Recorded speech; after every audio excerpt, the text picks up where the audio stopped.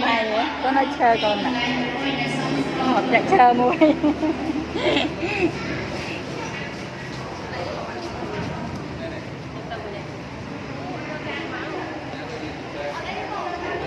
xem chính là cần có của chính là cần có